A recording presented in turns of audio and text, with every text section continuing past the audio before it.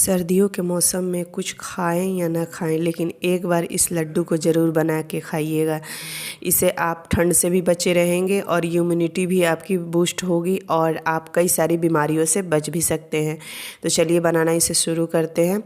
तो आधा टुकड़ा मैंने जो नारियल का गोला होता है ना, उसका आधा हिस्सा मैंने घिस लिया है। 1/4 कप मैंने किशमिश लिया है और काजू बादाम भी मैंने 1/4 कप ही इसी कप से नाप के लिया है। अगर आप चाहें तो यहाँ अंदाजे से भी ले सकते हैं या ड्राई फ्रूट आप अपने हिसाब से कम ज़्यादा भी कर सकते हैं। मैंने नाप के ही लिया है। और ये मैंने लिया है गोंद का एक पैकेट, और ये 100 ग्राम का पैकेट है गोंद का। और लिया है मैंने ये खरबूजे का जो बीज होता है ना, जो हम मोतीचूर के लड्डू में डालते हैं वो। और आधा कप मैंने नाप के घी लिया है कप से। लड्डुओं को हम घी में बनाएंगे, बहुत घी में बनाने से इसका टेस्ट बहुत ही ज़्यादा अच्छा आता है। तो जो काजू और बादाम हमने रखा था, 1 चम्मच कढ़ाई में घी डालेंगे और उसे हम भून लेंगे। इसे 5 मिनट भूनेंगे, ज़्यादा नहीं।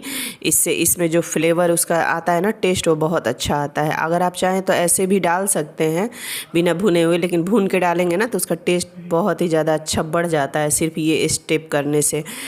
तो काजू बादाम भूनने के बाद घी बचा हुआ है, उसी में हम किशमिश डाल के भून लेंगे फूलने तक। और किशमिश भी भूनने के बाद उसमें घी थोड़ा सा बचा हुआ है, तो उसी में जो हमने नारियल को ग्रेट किया था वो डाल के और 2 मिनट के लिए भून लेंगे। अगर कढ़ाई गर्म लगे तो फ्लेम को बिल्कुल स्लो कर देंगे।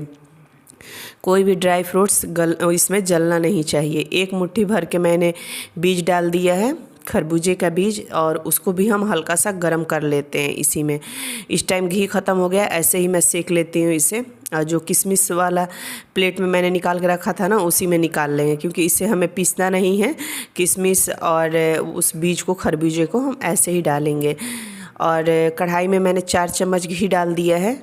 घी मैंने पहले ही नाप के निकाल लिया था कप में से, और पूरे घी का पूरे लड्डू बनाने में इसमें हम इस्तेमाल करेंगे। तो अभी मैंने 4 चम्मच घी डाल दिया है और गोंद को मीडियम फ्लेम पे हम फ्राई करेंगे। जब हल्का सा पीला कलर का गोंद दिखने लगे और फूटना बंद हो जाए तो इसे हम निकाल लेंगे। तो सभी गोंद को मैंने इसी तरीके से फ्राई कर लिया है इसमें। अब मैंने इसमें डाल दिया है ये जो कप अब मैं नाप रही हूँ, ये आधा कप है। तो इसी से मैंने 2.5 कप गेहूं का आटा डाला है इसमें। तो 2-2 बार करके डाला है। ऐसे आप मान लीजिए कि जो 1 कप का मेजरिंग होता है ना, 250 ग्राम, उससे मैंने 2.5 कप इसमें गेहूं का आटा डाला है। और इसे अभी हम मीडियम फ्लेम पे भूनेंगे। बिल्कुल मतलब स्लो टू मीडियम फ्लेम पे भूनिएगा, बिल्कुल स्लो पे। हल्का सा आप स्लो से आंच बढ़ा सकते हैं। जो गोंद हमने फ्राई करके रखा है वो, उसको हम ग्लास के हेल्प से अच्छे से मसल लेंगे। 15 मिनट आटे को भूनते हुए हो गया है और कलर भी चेंज हो गया है। तो उसमें हम डाल देंगे आधा कप चने का सत्तू। अगर आपके पास जिसकी हम लिट्टियाँ बनाते हैं वो भुना हुआ रहता है, तो उसमें हम आटे में डाल के मिक्स करेंगे। इससे इसका देखने में लड्डू का कलर भी अच्छा आएगा और ये और ज़्यादा हेल्थी भी बन जाएगा। अगर आपके पास चने का सत्तू नहीं हो ना, तो आप साबुत जो फूटा वाला चना होता है ना, उसको आप जार में डाल के पीस सकते हैं, जो भूजे वाला मिलता है।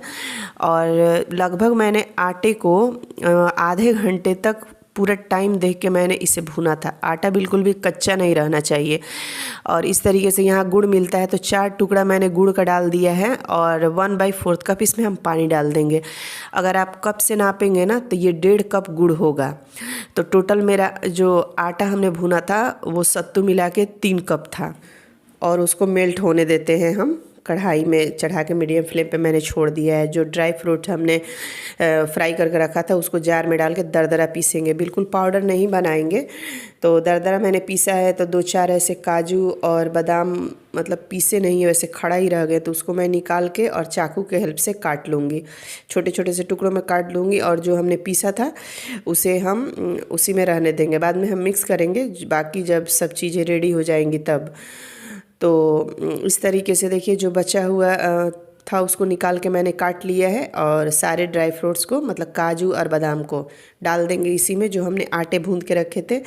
और नारियल जो ग्रेट किया हुआ भुना हुआ था वो भी डाल देंगे। किशमिश और बीज जो खरबूजे का था, मेलन सीड, वो भी डाल देंगे हम इसमें। जो गोंद को हमने क्रश करके रखा था वो भी डाल देंगे इसमें। गोंद को आप थोड़ा बारीक ही क्रश कीजिएगा, मोटे रह जाएंगे ना तो खाने में दांतों में चिपक जाते हैं। और लगभग पूरा घी मेरा इस्तेमाल हो गया है उसमें सब कुछ भूनने में, ड्राई फ्रूट और आटे को। जो थोड़ा बहुत कप में बचा हुआ है वो भी मैं पोंछ के हाथों से डाल देती हूँ इसमें आटे में। बस आपको ये लड्डू बनाने में मतलब आधे घंटे से ज़्यादा का समय लगेगा। आधा घंटा तो सिर्फ आटे को भूनने में मुझे लग गया था। थोड़ा सा टाइम लगता है, हेल्थी चीज़ें आप खाएंगे, अच्छी चीज़ें बनाने में तो टाइम तो लगेगा ही। और जो हमने गुड़ को उसमें मेल्ट किया था वो भी लगभग हल्का गर्म रह गया है। जब पूरा गुड़ मेल्ट हो गया था ना तो फ्लेम को मैंने बंद कर दिया था। चाशनी वगैरह कुछ नहीं बनाना है, सिर्फ गुड़ को मेल्ट करना है। अभी आधे से ज़्यादा मैंने गुड़ इसमें डाल के मिक्स किया है और मिक्स करने के बाद जो बचा हुआ गुड़ है ना वो भी हम इसमें डाल देंगे। तो हर चीज़ हमने नाप के लिया है, तो ऐसा नहीं कि आपकी चाशनी जो है वो ज़्यादा हो जाएगी, लड्डू गीले हो जाएंगे, कुछ भी गड़बड़ नहीं होगी। तो इसलिए आप कोशिश कीजिएगा कि नाप के ही बनाएं। अगर ऐसे मेजरिंग कप आपके पास नहीं हो तो छोटी सी आप घर की कोई कटोरी नॉर्मल ले लीजिएगा, उसी से नापिएगा। तो 1.5 कप आपका गुड़ हो तो आप 1/4 कप इसमें या कटोरी डाल दीजिएगा पानी। और जब हल्का सा गर्म था गुड़ तब मैंने इसमें डाल के मिक्स किया है। जो बचा हुआ गुड़ था वो भी डाल के मिक्स कर लेंगे। तो मिठास भी बिल्कुल परफेक्ट था और इसका पानी, चाशनी सब कुछ बिल्कुल परफेक्ट था। तो हर चीज़ अगर सही रहेगा ना तो आपके लड्डू बिल्कुल परफेक्ट बनेंगे, ना बिल्कुल मुलायम बनेंगे कि ऐसा ना हो कि मतलब आपके लड्डू बने ही नहीं, इतने मुलायम बन जाएँ कि या हार्ड हो जाएँ। तो बिल्कुल परफेक्ट बनेगा। तो इस तरीके से एक एक करके सभी लड्डुओं को हमने बना लिया है। तो सर्दियों में तो एक बार आपको इस लड्डू को बना के खाना ही चाहिए। ड्राई फ्रूट आप अपने हिसाब से कम ज़्यादा कर सकते हैं। और इस तरीके से ये गोंद के टेस्टी और हेल्थी लड्डू बन के तैयार हो गए हैं। वीडियो में अगर कुछ भी पसंद आया हो तो इसे लाइक, शेयर और मेरे चैनल को सब्सक्राइब कीजिएगा। तो आप भी इसे बनाइए और बना के जब भी बनाइएगा कमेंट कीजिएगा। अभी वीडियो में भी आपको कैसा लगा उसके बारे में कमेंट कीजिएगा। मैंने अपनी तरफ से तो पूरी कोशिश की है कि हर चीज़ आपको अच्छे से एक्सप्लेन करूँ ताकि समझ में आए। तो देखिए कितनी अच्छी बन के तैयार हुई है। चलिए फिर दोबारा मिलेंगे।